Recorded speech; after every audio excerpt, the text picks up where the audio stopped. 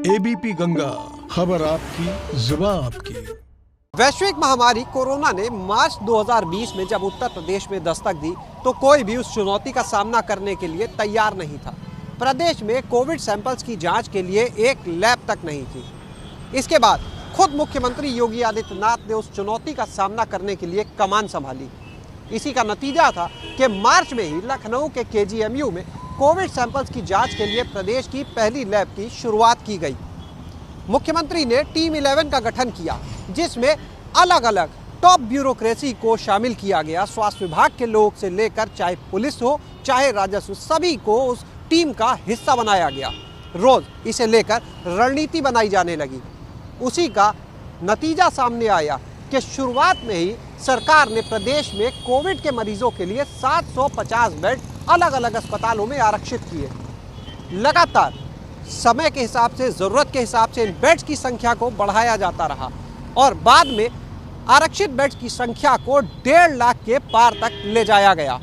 इतना ही नहीं, जहां प्रदेश में एक लैब से शुरुआत हुई थी, वहीं आज उत्तर प्रदेश में कोविड के सैंपल्स की जांच के लिए लगभग 200 लैब स्थापित हो चुकी हैं।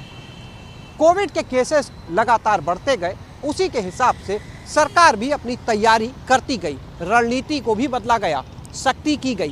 लॉकडाउन का समय आया। लॉकडाउन के समय सख्ती का जहां एक तरफ पालन कराया गया, तो वहीं दूसरी ओर लोगों को दिक्कत ना हो, इसके लिए भी सरकार ने तमाम प्रयास किए। लोगों को उनके घरों पर ही खाने पीने का सामान मिल सके, इसके लिए तमाम आउटलेट्स के साथ में MOU किए गए। तमाम आउटलेट्स के साथ में मिलकर रणनीति बनाई गई ताकि लोगों को उनके घर पर खाने पीने के सामान की डिलीवरी मिल सके। जगह जगह सैनिटाइजेशन का काम कराया गया, बड़े स्तर पर कार्यक्रम बनाए गए, टीम्स तैयार की गई और उसी का नतीजा था कि पहले जहां कोरोना के मामले प्रदेश में बढ़ते जा रहे थे, एक समय ऐसा आया कि जब देश के कई राज्यों से ये हालात नहीं संभले, वहीं उत्तर प्रदेश ऐसा राज्य बनकर सामने उभरा जिसने कोरोना के केसेस में कमी दिखाई। लगातार योगी सरकार के कोरोना काल में किए गए जो काम थे, जिस तरह से स्वास्थ्य सेवाओं को बेहतर किया गया, उसे लेकर WHO तक ने उत्तर प्रदेश सरकार की तारीफ की। कई राज्यों ने उत्तर प्रदेश सरकार के या कहे योगी के इस मॉडल को अपनाया और वहां पर भी उसके नतीजे देखने के लिए मिले।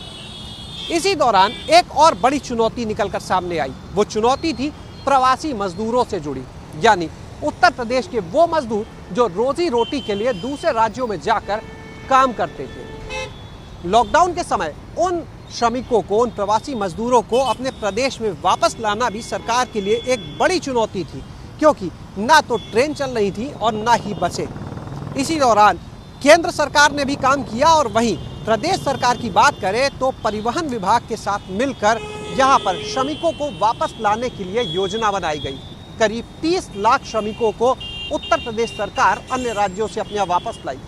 कोटा, राजस्थान समेत तमाम जगह जो छात्र छात्राएं यहाँ से पढ़ने गए थे, उनको वापस लाने के लिए योजना बनाई गई। इतना ही नहीं, यहाँ पर मजदूरों को लाया गया तो उनके खाने पीने के इंतजाम के लिए भी पूरी व्यवस्था की गई। सरकार ने एक तरफ उन मजदूरों को यहाँ पर लाए तो वहीं दूसरी ओर उनके रजिस्ट्रेशन की कवायद शुरू की, जिससे एक पूरा डाटा सरकार के सामने रहे। हर किसी को सरकार मुफ्त में सब कुछ नहीं दे सकती थी, इसलिए एक ऐसी योजना बनाई जिससे वो खुद रोजगार कमा सके। इन मजदूरों को रजिस्ट्रेशन के बाद रोजगार के अवसर दिए गए, उनके खाने पीने का इंतजाम किया गया, उनके खातों में पैसा भेजने का काम किया गया। इसके साथ ही उन श्रमिकों के जो बच्चे हैं वो भी स्कूल जाएं, पढ़ें, इसके लिए सभी स्कूलों को निर्देश दिए गए। इसी कोरोना काल में जब सभी स्कूल कॉलेज बंद थे तो सरकार ने ये फैसला लिया कि जो भी परिषदीय विद्यालयों में बच्चे पढ़ते हैं, जिनकी संख्या लगभग 1,60,00,000 है, उन बच्चों को MDM का जो राशन है पहुँचे, उनके खातों में उस राशन को बनाने का पैसा पहुँचे, इसके लिए भी निर्देश जारी किए गए। लगातार सरकार की ये कोशिशें रंग लाई।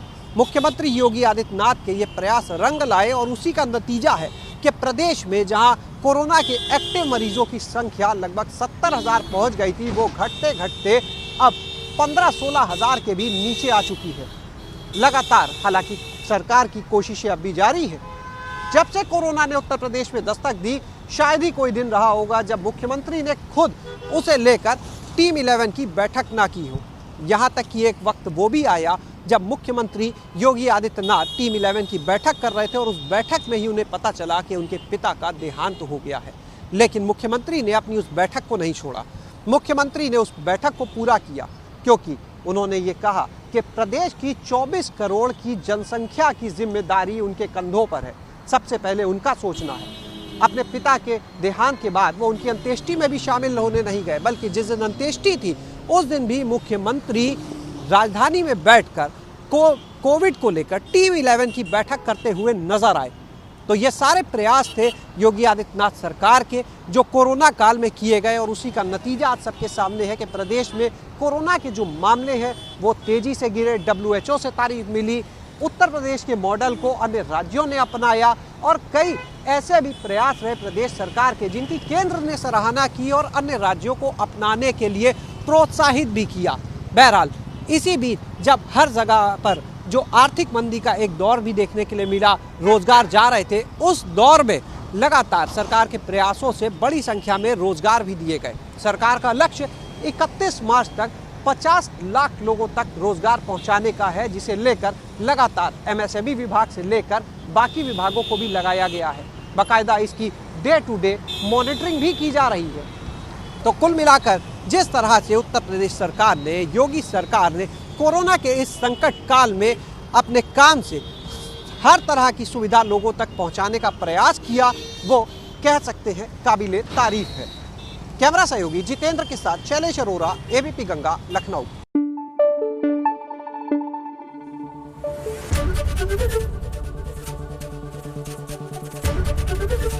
ABP गंगा, खबर आपकी, जुबान आपकी।